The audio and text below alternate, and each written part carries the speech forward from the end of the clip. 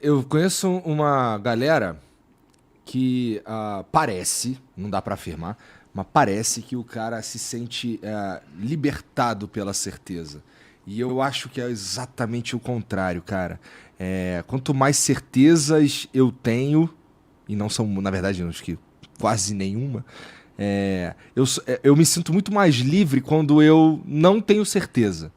Porque Sei. eu me sinto aberto a ouvir o teu ponto de vista aí, o dele, o dele e o dele. E isso tem o potencial. Cheguei a essa conclusão, não sei nem como, mas isso tem o potencial de me tornar uma pessoa que é capaz de considerar mais possibilidades.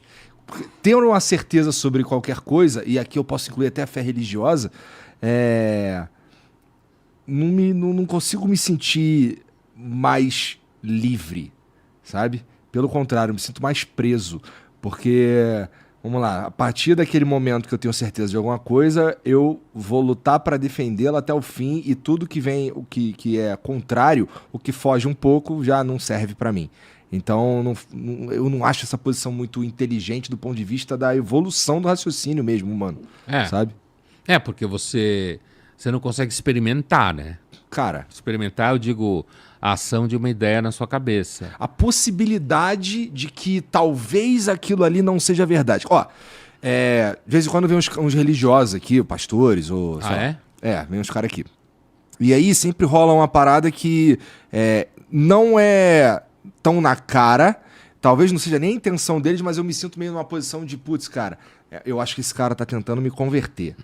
E assim, cara, eu vou te falar de coração, eu queria, porque não sei, cara, eu acho que a gente saber o que acontece depois que morre, com toda essa certeza que eles têm, parece ser libertador. Só que, pô, pra mim, não é uma. Eu não consigo fazer isso de mentirinha, sabe? Sei. E eu consigo imaginar e eu consigo propor, inclusive, situações ou cenários que talvez aquilo ali não seja verdade, sabe? Eu consigo imaginar uma realidade que aquilo não é verdade. Só de imaginar essa realidade, eu acho que isso me impede de ser, por exemplo, um cristão de verdade, sabe? Ainda que exista a racionalidade, fala-se muito sobre isso aí no meio cristão hoje, da fé racional e tal. Sei. Mas eu não consigo atingir isso, porque toda vez eu consigo. Não é nem checkmate, mas pôr em xeque Sei. alguma coisa. E esse cheque é suficiente pra não me sentir à vontade de, sabe, embarcar nessa. A religião, a fé, ainda que algumas pessoas tenham uma fé, um tipo de fé que pode encantar a vida, Aham. né? No sentido de pessoas que você vê que são movidas por uma fé gigantesca e escrevem livros maravilhosos e que até fazem bem quando você lê, Filósofos, certo? inclusive, né? Tem figuras assim. Agora, a fé, a religião em geral, ela é de alguma forma facilmente posta em xeque. Facilmente. Facilmente posta em xeque. O que não implica, necessariamente, que o fato de você pô-la em xeque no plano racional, que a pessoa vai perder a fé. Sim, sim. Afinal, a fé é o contrário disso que você está propondo. Fé é acreditar ainda que você não saiba. Na verdade, bom, é basicamente isso. Por isso que muitos cristãos dizem e têm dito ao longo da história de que fé é uma questão de graça. Tem uma famosa passagem de um filósofo do século XVII chamado Blaise Pascal, francês. Como é que tu lembra esse nome todo, cara? É meio que teu trabalho, né? É isso aí, você já respondeu. Vai Eu lá, vivo continua. no meio disso o tempo inteiro, né? Lendo esses caras, escrevendo livros sobre eles e tal. Eu escrevi dois livros sobre esse cara, especificamente, esse Tá, cara. por que ele é tão encantador? Deve ter a ver com o que você vai falar agora. Então, tem a ver com uma série de coisas a minha história de estudar filosofia e me interessar pela filosofia e tal. Eu cheguei na filosofia, na faculdade de filosofia, com 25 anos. Não, 24? Sei lá, alguma coisa assim. Porque eu tinha vindo de 5 anos de medicina, né? Aham. Quer dizer, parei no meio, tranquei, fui pro kibbutz, voltei. Teve esse, digamos, Teve um essa professor que brecha te no falou meio. umas paradas que você viu que aquela aí não era tua tua Isso parada. aí, exatamente. Eu lembro. O professor me falou isso. Então eu cheguei e já não era moleque na faculdade de filosofia. Então isso faz, quer dizer, moleque em relação a quem estava com 18 anos, né? Eu estava com 25 e tinha um filho, né? Era casado, isso muda, você é casado. Sou. Né? Tem Duas filhas, meninas, é. não é? Eu lembro das suas filhas. Então, assim, isso já muda um pouco a percepção da realidade, né? Com certeza, Né? Absoluto, profundamente. Profundamente.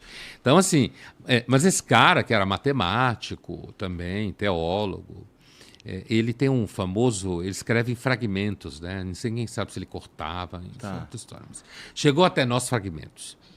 E tem um fragmento que é o fragmento da famosa aposta pascaliana, que é uma coisa assim que, em certos ambientes, você pode escutar isso assim como o clímax da sofisticação. Puta, o cara conhece a aposta pascaliana. Tá. Né? Vou usar isso, então. Eu vou fala com meus isso que vai óculos. pegar bem. Vou botar uns óculos, põe óculos e fala aposta isso. pascaliana. Mas você tem que lembrar o que é. Eu vou dizer agora Tá bom, o que tá é. bom. Né? Farei esforço. A aposta pascaliana, ele imagina, Pascal, que era um cristão convicto, né? Ele imagina um sujeito que não acredita em Deus, o que a gente chamaria hoje de ateu, naquele contexto dele lá se chamava de libertino, né? E ele imagina esse cara e ele imagina tentando explicar para esse cara que, em termos de probabilidade, é melhor acreditar em Deus. Tá. Pascal é um dos fundadores do cálculo de probabilidades. Tá. Era De certa matemático. forma, eu concordo. Então, aí ele vai falar assim, veja bem, se você apostar que Deus não existe e você morrer e ele não existir, tá 0-0. Né? Mas se ele existir, tá fudido. Se você apostar que ele existe e ele existir, cara, estourou.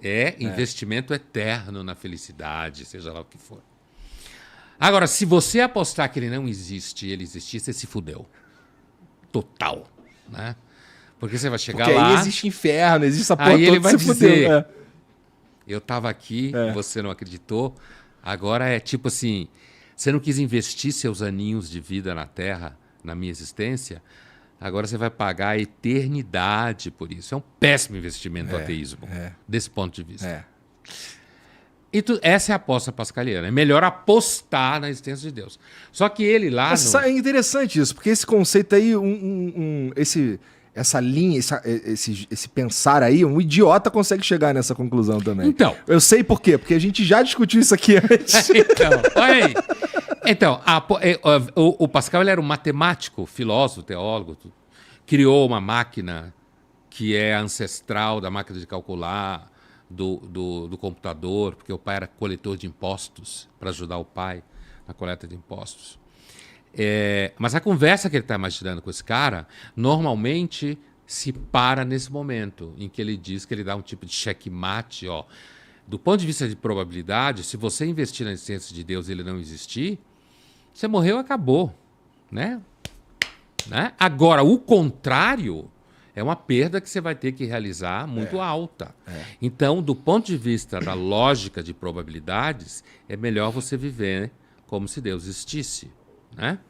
Aí o ateu libertino vira para ele no final e diz, eu concordo com você, mas eu não consigo acreditar em Deus nem assim. Né? Se acreditar tiver a ver com que eliminar toda a chance de dúvida, se a fé... eu não consigo ter fé nem assim. Eu entendo que a lógica probabilística aponta para que é melhor investimento apostar na existência de Deus, mas eu não consigo ter fé. E aí, nosso amigo Pascal, não vou entrar aqui na teologia dele, jansenista, que é uma questão técnica, a fé é uma questão de graça. Entendi. Não tem nada a ver com razão.